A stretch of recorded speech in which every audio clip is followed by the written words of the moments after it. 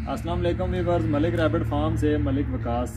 काफ़ी टाइम के बाद वीडियो बना रहे हैं क्योंकि कुछ एक नए सेटअप को बनाने में मसरूफ़ थे, जिस वजह से वीडियोस का सिलसिला थोड़ा सा कम हो गया था।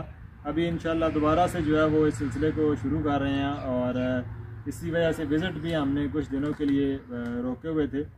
और आज हमारे ये भाई गुजरांवाले से आए हैं, इन्हीं की ज़ुबानी तारुफ़ भी करवाते हैं आपसे और ये क्या लेके जा रहे हैं ये खुद ही आपसे जो है ना अपने बारे में आपको तक इन्फॉर्मेशन जो है पहुँचाते हैं। जी माशाल्लाह इतने आए हैं गुजराले आए हैं तो दरदे दौड़ते सफ़र किया बेहतर तो एक मेल दो फीमेल लिया ने। माशाल्लाह इन्हें बड़ा तावन किया साढ़े नाल, तकरीबन घंटा डेढ़ ही गपशप भी की है। इतने विजिट करो, बड़ी प्यार मुहब्बत करेंगे, इंशाल्लाह मुनासब देंगे। अच्छा इब्राहिम भाई, ये बताएं कि इससे पहले आपने कोई खरगोश रखे हुए हैं? देसी रखे ने तो उन्होंने साड़ी वीडियो देख के माशाल्लाह लेना है। सही।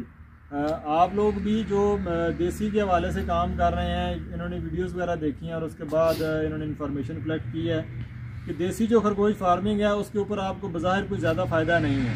उसकी वजह एक तो मार्केट में उसकी सेल नहीं है, और इस जो दूसरे नंबर पे सबसे बड़ा जो नुकसान है, देसी खरगोश की FCR बहुत ज़्यादा पुअर है।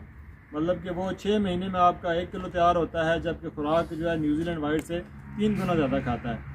तो आप लोगों के लिए भी ये है कि अगर आप न्यूजीलैंड वाइट पे काम करना चाहते हैं तो मलिक रैबिट फार्म आपको कंप्लीट सेटअप लगा के देता है, आपको खरगोश प्रोवाइड करता है, केजेस और तमाम एसेसरीज भी प्रोवाइड करता है, और आपसे बाय बैक का एग्रीमेंट भी करता है, ताकि आप एक बेहतर फार्मर बन सकें और पाकिस्तान के लिए कुछ बेहतर जो है किरदार अदा कर सकें।